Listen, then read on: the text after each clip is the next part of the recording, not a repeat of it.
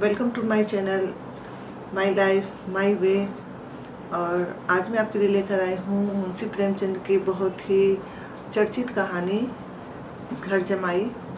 और अन्य कहानियों की तरह यह कहानी भी मुंशी प्रेमचंद जी की बहुत ही महत्वपूर्ण कहानी है जो काफ़ी चर्चा में रही थी। तो आइए हम इस कहानी को पढ़ते हैं और मैं आपके लिए वाचन करती हूँ और आप सुनिए इस कहानी को। आइए मैं पढ़ती हूँ इस कहानी को और आप भी सुनिए इस कहानी को मेरे साथ। घर जमाई कहानी एक जमाई की कहानी है, यानी जो पुत्री का पति होता है उसकी जब वह अपने ससुराल में रहता है तो उसकी स्थिति क्या है इस बारे में है। तो सुनिए। हरिधन जेठ की दोपहरी में ऊख में पानी देकर आया और बाहर बैठा रहा। घर में से धुआं उठता नजर आता था, छन छन की आवाज़ भी आ रही थी। उसके दोनों साले उसके बाद आए और घर में चले गए। दोनों सालों के लड़के भी आए और उसी तरह अंदर दाखिल हो गए, पर हरिधर अंदर नहीं जा सका। इधर 1 महीने से उसके साथ यहाँ जो बर्ताव हो रहा था और विशेषकर कल जैसी उसे फटकार सुननी पड़ी थी, वह उसके पाँव में बेड़ियाँ सी डाले हुए थी। कल उसकी सास ही ने तो कहा था, मेरा जी तुमसे भर गया, मैं तुम्हारी जिंदगी भर का ठीका लिए बैठी हूँ क्या। और सबसे बढ़कर अपनी स्त्री की निष्ठुरता ने उसके हृदय के टुकड़े टुकड़े कर दिए थे।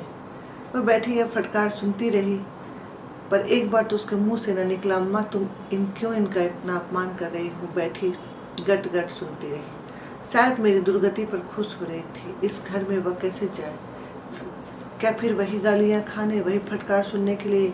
और आज इस घर में जीवन के 10 साल गुजर जाने पर यह हाल हो रहा है। मैं किसी से कम काम करता हूँ।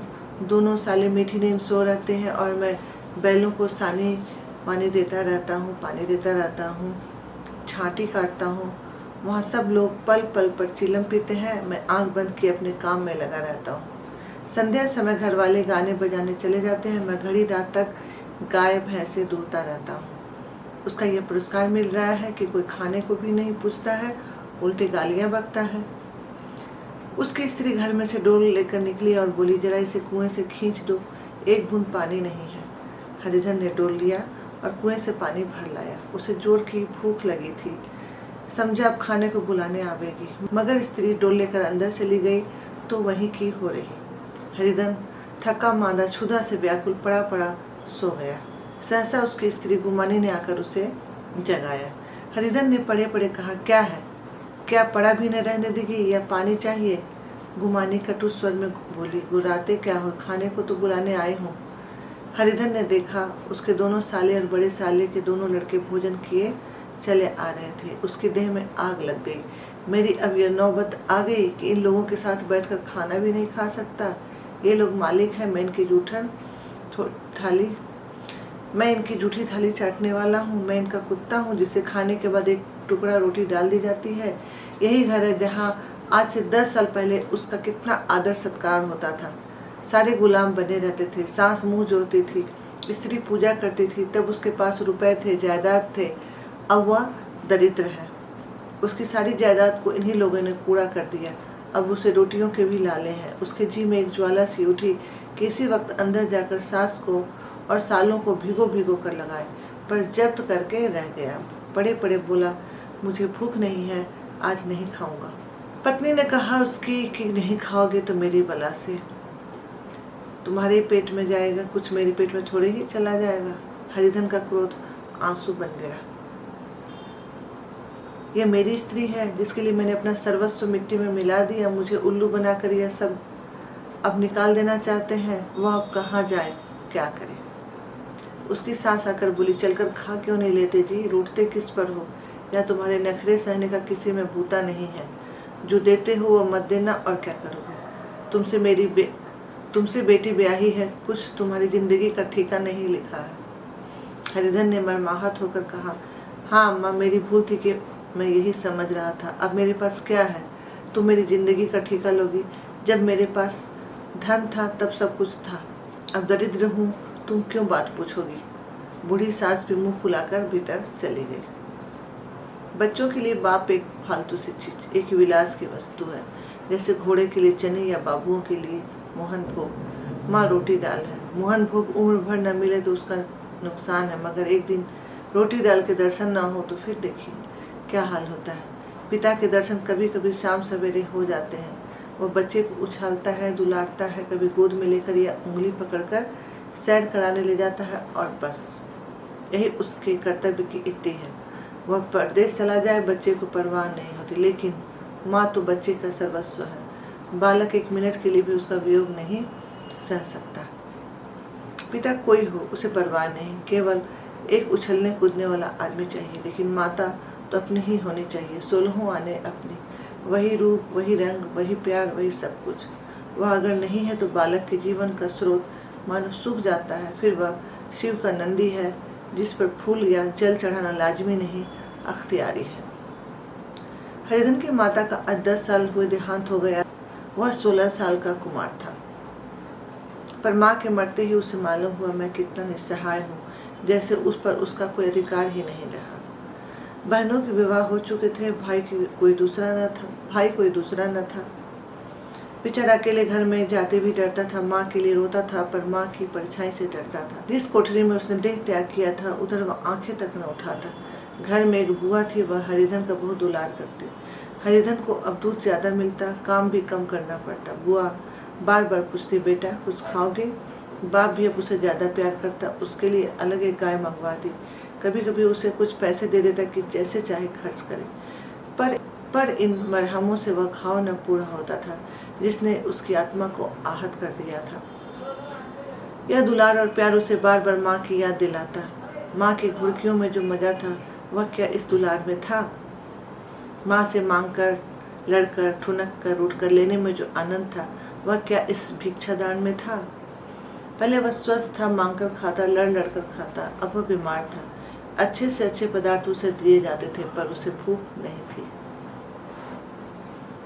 साल भर तक वह इसी दशा में रहा। फिर दुनिया बदल गई। एक नई स्त्री, जिसे लोग उसकी माता कहते थे, उसके घर में आई और देखते देखते काली घटा की तरह उसके संकुचित भूमंडल पर छा गई। सारी हरियाली, सारे प्रकाश पर अंधकार का पर्दा पड़ गया।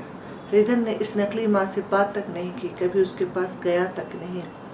एक दिन घर से निकला और ससुराल चला आया। बाप ने बार बार बुलाया, पर उनके जीते जी वह फिर उस घर में न गया। जिस दिन उसके पिता के देहांत की सूचना मिली, उसे एक प्रकार का ईर्ष्यामय हर्ष हुआ। उसकी आंखों से आंसू की एक बूंद भी न आई। इस नए संसार में आकर हरिधन को एक बार फिर मातृ स्नेह का आनंद मिला। उसकी सास ने ऋषि वरदान की भांति उसके शून्य जीवन को विभूतियों से परिपूर्ण कर दिया। मरुभूमि में हरियाली उत्पन्न हो गई। सालियों की चुहल में, सास के स्नेह में, सालों के वाक विलास में और स्त्री के प्रेम में उसके जीवन की सारी आकांक्षाएं पूरी हो गई। सास कहती, बेटा तुम इस घर को अपना ही समझो, तुम ही मेरी आंखों के तारे हो। वह उससे अपने लड़कों की, बहुओं की शिकायत करती। वह दिल में समझता था, सास जी मुझे अपने बेटों से भी ज्यादा चाहती है। बाप के मरते ही वह घर गया और अपने हिस्से की जायदाद को कूड़ा करके रुपयों की थैली लिए हुए आ गया। अब उसका दूना आदर सत्कार होने लगा। उसने अपनी सारी संपत्ति सास के चरणों पर अर्पित करके अपने जीवन को सार्थक कर दिया। अब तक उसे कभी कभी घर की याद आ जाती थी, अब भूलकर भी उसकी याद न आती, मानो वह उसके जीवन का कोई भीषण कांड था जिसे भूल जाना ही उसके लिए अच्छा था। वह सबसे पहले उठता, सबसे ज्यादा काम करता। उसका मनोयोग, उसका परिश्रम देखकर गांव के लोग दांतों तले उंगली दबाते थे। उसके ससुर का भाग बखानते, ऐसा दामाद मिल गया। लेकिन ज्यों ज्यों दिन गुजरते गए उसका मान सम्मान उस घर में घटता गया। पहले देवता, फिर घर का आदमी, अंत में घर का वह दास हो गया। रोटियों में भी बाधा पड़ गई, अपमान होने लगा। अगर घर के लोग भूखों मरते और साथ ही उसे भी मरना पड़ता तो उसे जरा भी शिकायत नहीं होती। लेकिन जब देखता और लोग मूंछों पर ताव दे रहे हैं, केवल मैं ही दूध की मक्खी बना दिया गया हूँ, तो उसके अंतःस्थल से एक लंबी ठंडी आह निकल जाती। अभी उसकी उम्र 25 ही साल की ही तो है। इतनी कम उम्र में इस घर में कैसे गुजरेगी? इतनी उम्र इस घर में कैसे गुजरेगी? और तो और उसकी स्त्री ने भी आंखें फेर ली। यह उसकी विपत्ति का सबसे क्रूर दृश्य था। हरिधन तो उधर भूखा प्यासा चिंता दाह में जल रहा था, इधर घर में सास जी और दोनों सालों में बातें हो रही थी। गुमानी भी हाँ में हाँ मिलाती जाती थी। बड़े साले ने कहा, हम लोगों की बराबरी करते हैं, ये नहीं समझते कि किसी ने उनकी जिंदगी भर का बीड़ा थोड़े ही लिया है। 10 साल हो गए, इतने दिनों में क्या 2-3 हजार न हड़प गए होंगे। छोटे साले बोले, मजूर हो तो आदमी गुड़के भी डांटे भी, अब इनसे क्या कहे कोई, न जाने इनसे कभी पिन छूटेगा भी या नहीं। अपने दिल में समझते होंगे मैंने 2000 रुपये नहीं दिए हैं, यह नहीं समझती कि उनके 2000 कब के उड़ चुके। 1.25 सेर तो 1 जून को चाहिए। सास ने गंभीर भाव से कहा, बड़ी भारी खुराक है। गुमानी माता के सिर से जूं निकाल रही थी, सुलगते हुए हृदय से बोली, निकम्मे आदमी को खाने के सिवा और काम ही क्या रहता है। बड़े खाने की बात नहीं है, जिसकी जितनी भूख हो उतना खाए, लेकिन कुछ पैदा भी तो करना चाहिए। यह नहीं समझते कि पहुनई में किसी के दिन कटे हैं। छोटे, मैं तो एक दिन कह दूंगा, अब आप अपनी राह लीजिए, आपका कर्जा नहीं खाया। गुमानी घर वालों की ऐसी ऐसी बातें सुनकर अपने पति से द्वेष करने लगी थी। अगर वह बाहर से 4 पैसे लाता तो इस घर में उसका कितना मान सम्मान होता, वह भी रानी बनकर रहती। न जाने क्यों कहीं बाहर जाकर कमाते उसकी नानी मरती है। गुमानी की मनोवृत्तियां अभी तक बिल्कुल बालपन की सी थी। उसका कोई अपना न था, उसी घर का हित अहित उसके लिए भी प्रधान था। वह भी उन्हीं शब्दों में विचार करती, इस समस्या को उन्हीं आंखों से देखती जैसे उसके घर वाले देखते थे। सच तो 2000 रुपये में क्या किसी को मोल ले लेंगे, 10 साल में 2000 होते ही क्या है। मैं 200 ही तो साल भर के हुए, क्या 2 आदमी साल भर में 200 भी ना खाएगा। फिर कपड़े लते दूध घी सभी कुछ तो है। 10 साल हो गए, एक पीतल का छल्ला नहीं बना। घर से निकलते तो जैसे इनके प्राण निकलते हैं।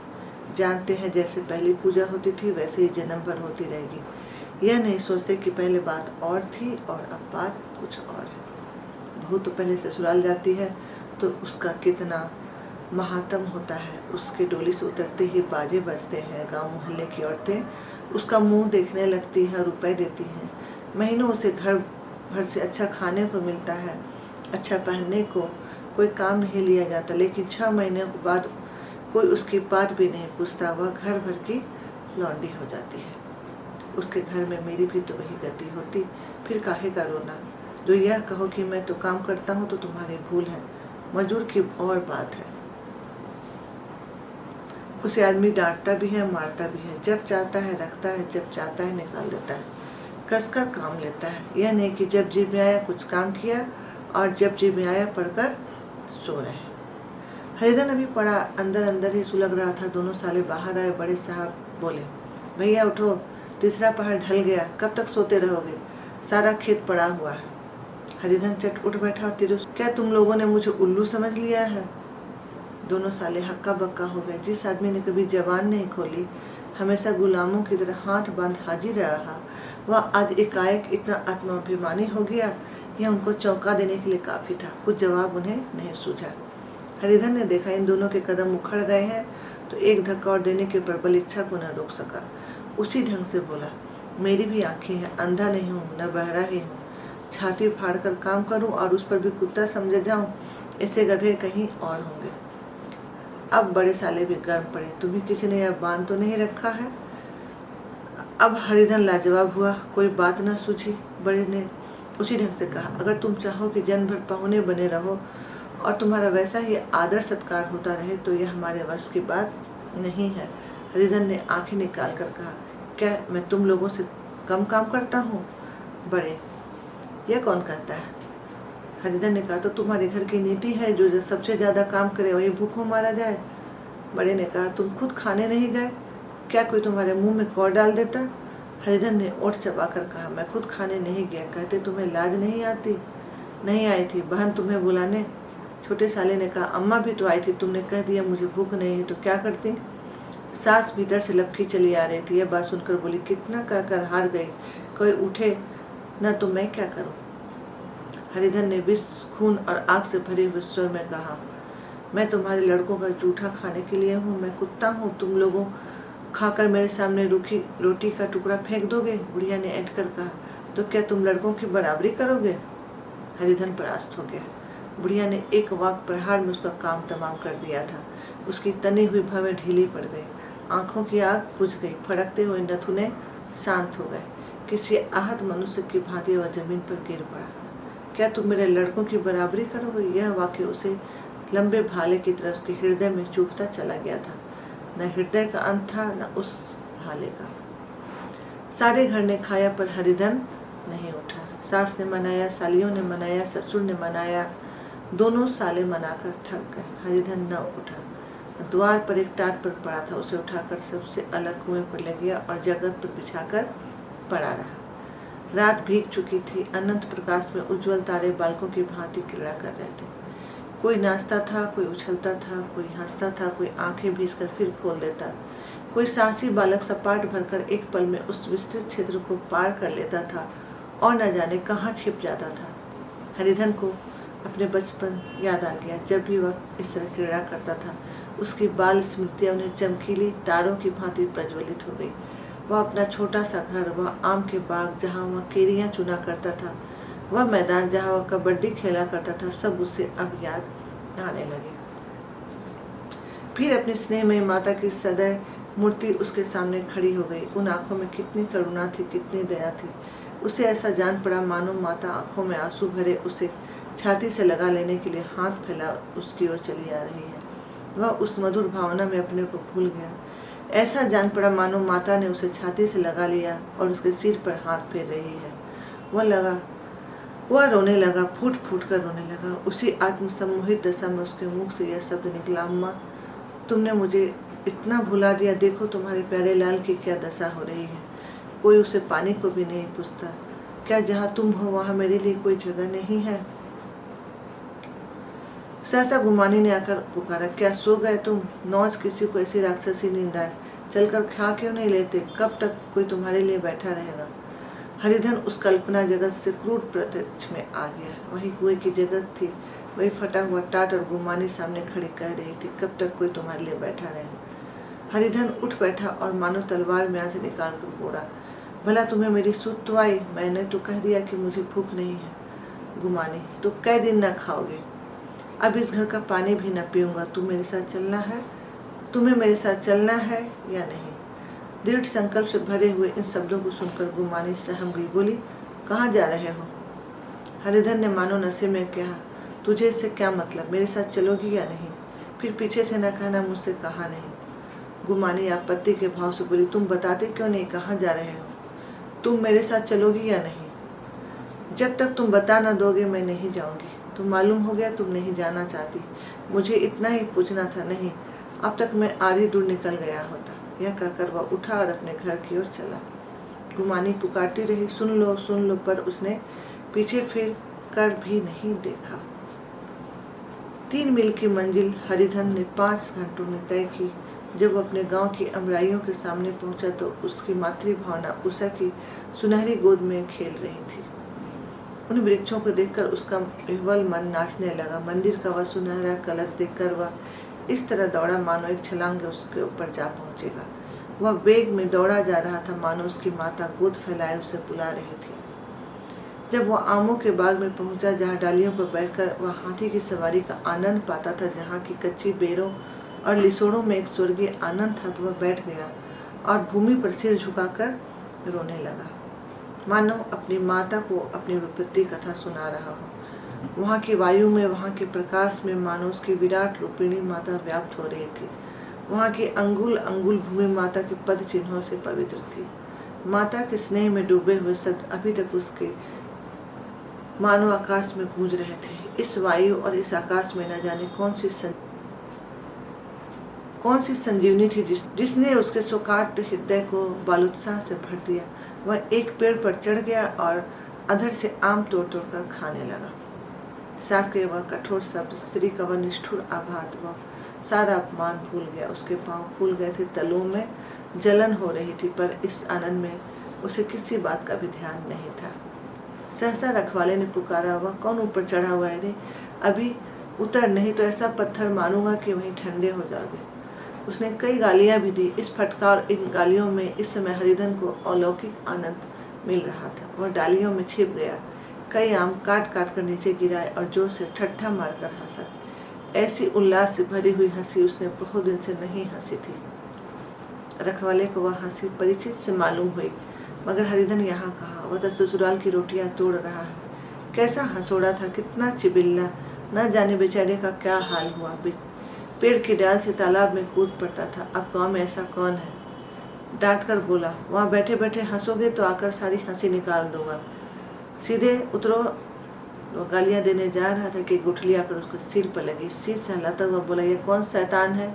नहीं मानता? ठहर, तो मैं आकर तेरी खबर लेता हूँ। उसने अपनी लकड़ी नीचे रख दी और बंदर की तरह चटपट ऊपर चढ़ गया। देखा तो हरिधन बैठा मुस्कुरा रहा है। चकित होकर बोला, अरे हरिधन, तुम यहाँ कब आए? इस पेड़ पर कब से बैठे हो? दोनों बचपन सखा वहीं गले मिले। यहाँ कब आए? चलो घर चलो। भले आदमी, क्या वहाँ आम भी मैसर न होते थे? हरिधन ने मुस्कुरा कर कहा, मंगरू, इन आमों में जो स्वाद है वह और कहीं के आमों में नहीं है। गांव का क्या रंग ढंग है। मंगरू, सब चैन चान है भैया, तुमने तो जैसे नाता ही तोड़ लिया। इस तरह कोई अपना गांव घर छोड़ देता है? जब से तुम्हारे दादा मरे सारी गृहस्थी चौपट हो गई। 2 छोटे छोटे लड़के हैं, उनके क्या होता है? हरिधन, मुझे अब उस गृहस्थी से क्या वास्ता है भाई, मैं तो अपने ले दे चुका। मजूरी तो मिलेगी ना, तुम्हारी गैया मैं ही चरा दिया करूँगा, मुझे खाने को दे देना। मंगरू ने अविश्वास के भाव से कहा, भैया कैसी बात करते हो, तुम्हारे लिए जान तक हाजिर है। क्या ससुराल में अब न रहोगे? कोई चिंता नहीं, पहले तो तुम्हारा घर ही है, उसे संभालो। छोटे छोटे बच्चे हैं, उनको पालो। तुम नई अम्मा से नाहक डरते थे, बड़ी सीधी है बेचारी, बस अपनी माँ ही समझो, तुम्हें पाकर तो निहाल हो जाएगी। अच्छा, घरवाली को भी ले आओगे? हरिधन ने कहा, अब उसका मुंह न देखूंगा, मेरे लिए वह मर गई। मंगरू, तो दूसरी सगाई हो जाएगी। अब की ऐसी मेहरिया ला दूंगा, उसके पैर धो धो कर पियोगे। लेकिन कहीं पहले भी तो आ गई तो? हरिधन, वह नहीं आएगी। हरिधन अपने घर पहुंचा। दोनों भाई भैया आए कहकर भीतर दौड़े और माँ को खबर दी। उस घर में कदम रखते ही हरिधन को ऐसी शांत महिमा का अनुभव हुआ मानो अपनी माँ की गोद में बैठा हुआ है। इतने दिनों ठोकरे खाने से उसका हृदय कोमल हो गया था। जहाँ पहले अभिमान था, आग्रह था, हेकड़ी थी, अब वहाँ निराशा थी, पराजय थी और याचना थी। बीमारी का जोर कम हो चला था। अब उस पर मामूली दवा भी असर कर सकती थी। किले की दीवारें छिद्र चुकी थी, अब उसमें घुस जाना असह्य न था। वही घर जिससे वह एक दिन विरक्त हो गया था, अब गोद फैलाए उसे आश्रय देने को तैयार था। हरिधन का निर्वलंबन मन यह आश्रय पाकर मानो तृप्त हो गया। शाम को भी माता ने कहा, बेटा तुम घर आ गए, हमारे धन भाग। अब इन बच्चों को पालो, माँ का नाता ना सही बाप का नाता है ही। मुझे एक रोटी दे देना, खाकर एक कोने में पड़ी रहूंगी। तुम्हारी अम्मा से मेरा बहन का नाता है, उस नाते से भी तो तुम मेरे लड़के होते हो। स्मृतियों की छटा चांदनी की भांति छिटकी हुई थी। हिमाता का प्रौढ़ मुखमंडल भी उसी छटा से रंजित था। दूसरे दिन हरिधन फिर कंधे पर हल रखकर खेत को चला। उसके मुख पर उल्लास था और आंखों में गर्व। वह अब किसी का आश्रित नहीं, आश्रयदाता था। किसी के द्वार का भिक्षुक नहीं, घर का रक्षक था। एक दिन उसने सुना गुमाने ने दूसरा घर कर लिया। माँ से बोला, तुमने सुना काकी, गुमाने ने घर कर लिया? काकी ने कहा, घर क्या कर लेगी, ठट्ठा है, बिरादरी में ऐसा अंधेर, पंचायत नहीं अदालत तो है। हरिधन ने कहा, नहीं काकी, बहुत अच्छा हुआ, ला महावीर जी को लड्डू चढ़ाऊं। मैं तो डर रहा था कहीं मेरे गले ना आ पड़े। भगवान ने मेरी सुन ली। मैं वहां से यही ठान कर चला था, अब उसका मुंह नहीं देखूंगा। तो ये थी कहानी घर जमाई, और मुझे उम्मीद है कि आपको ये समझ में आ गई होगी। इस कहानी का मर्म ये था कि अपनी बुनियादों से टूटकर आदमी बिखर जाता है, ना उसका सम्मान रहता है, ना उसकी कोई हिम्मत रहती है उसके अंदर, और कभी भी उसे वह जगह नहीं मिलती है जो उसे अपना अस्तित्व वह अपना अस्तित्व खोकर पाना चाहता है।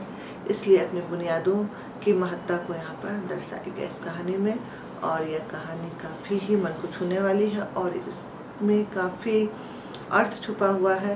तो मुझे उम्मीद है कि यह कहानी आपको पसंद आई होगी। इसी तरह देखते रहें मेरे चैनल को, और सब्सक्राइब नहीं किया है तो सब्सक्राइब कर लें।